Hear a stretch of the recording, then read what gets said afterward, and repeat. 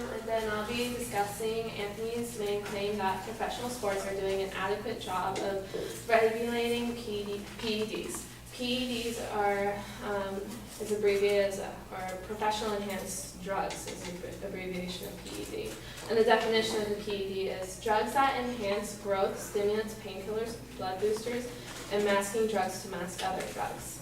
His first secondary claim was increase in severity of punishment for positive drug tests, using examples such as the new law that's 3 strikes and you're out with penalties, the demand for greater punishment, and then his second secondary claim is expansion of drugs testing programs.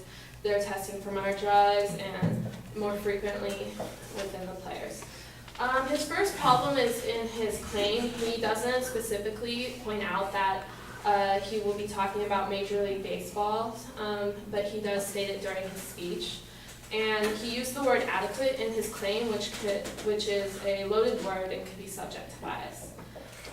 My claim is that, or my refuting claim, is that professional sports such as Major League Baseball are being too lenient towards regulations with players' involvement with PEDs and falling behind with detecting and catching distributed PEDs.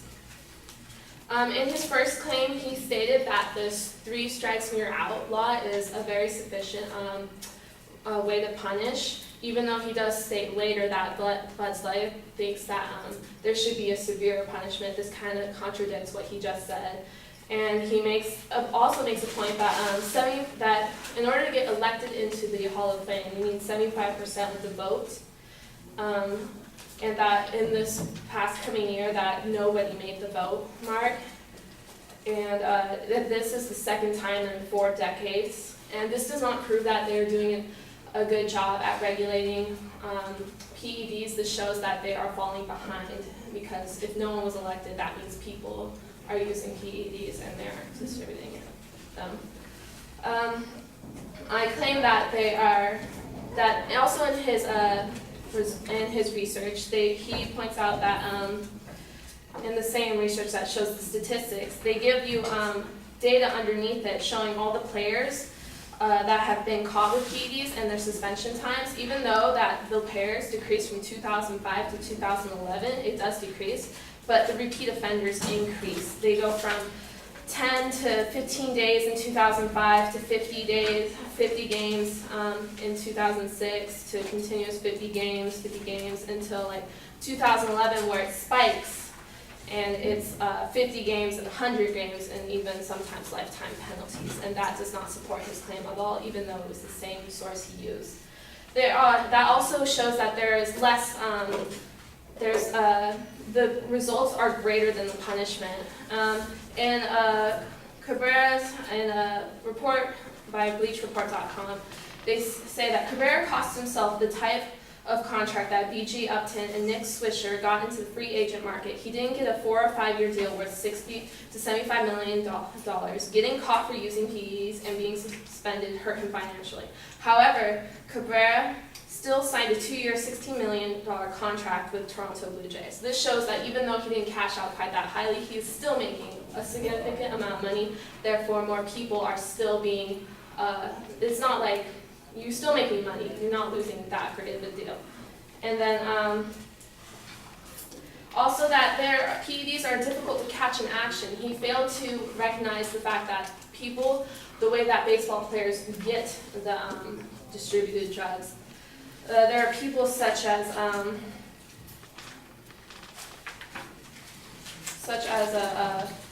a fake medical licensor,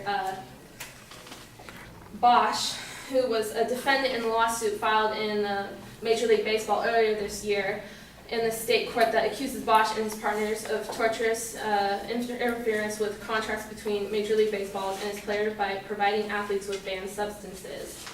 He was caught in the South Florida clinic, suspected by Major League Baseball investigators of being a source of performance-enhancing drugs for more than 30 players, including Alex Rodriguez and Melky Cabrera.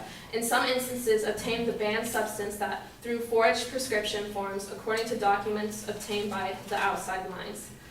Anthony Bosch, the self-described biochemist who operated a series of wellness clinics used prescription forms that contained forged signatures stamped with names and license numbers of legitimate physicians who apparently were unaware of this fiend. And so that shows that that's a way for players to get performance-enhancing drugs that he did not address and did not even try to support.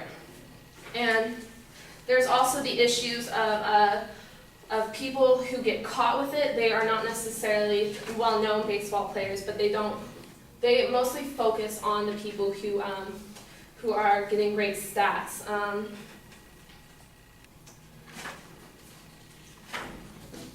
And then also, sample testing gets spoiled. There was one case with Braun who said that he tested against his claim that he had a sample of PED with him, and he claimed that they didn't send his urine sample to the source immediately that day. They waited a week, which spoiled the sample, and therefore there is no real evidence that there was PEDs in him. In all, he failed to recognize that there are other ways of obtaining the drug, and that there are ways to get out of getting the drug by using the failed samples reports. Thank you.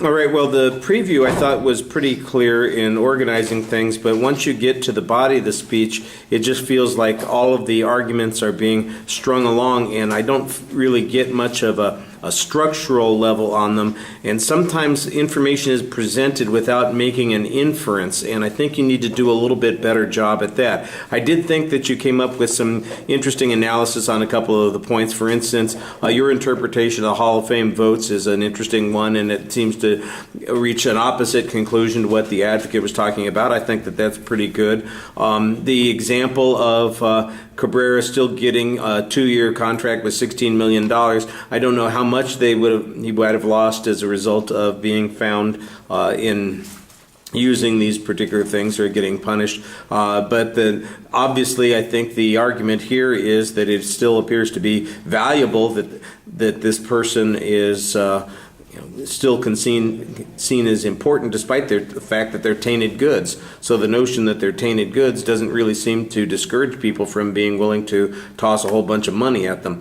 I just think you need to make the declarative statements on some of these points a little bit more forcefully. The argument on the difficulty of catching them, I think, gets kind of involved in this one example of the clinic with the 30 potential players in it that are all connected to this. But if they've identified those players, I'm not exactly sure that they've gotten away with it. It's an interesting point because now you're turning basically, that evidence turns the point around just the same way your argument earlier did on the Hall of Fame voting. Let me see. And there's an argument about the appeals process. I don't even know how that appeals process. Are you saying that that's a loophole, that these are ways in which this process is going to be ineffective? That's the kind of declarative statement that you need to have. So I think you've got some good issues here, and you make some reasonable presses, but the responses need to be a little bit sharper. All right, thank you. Jackson?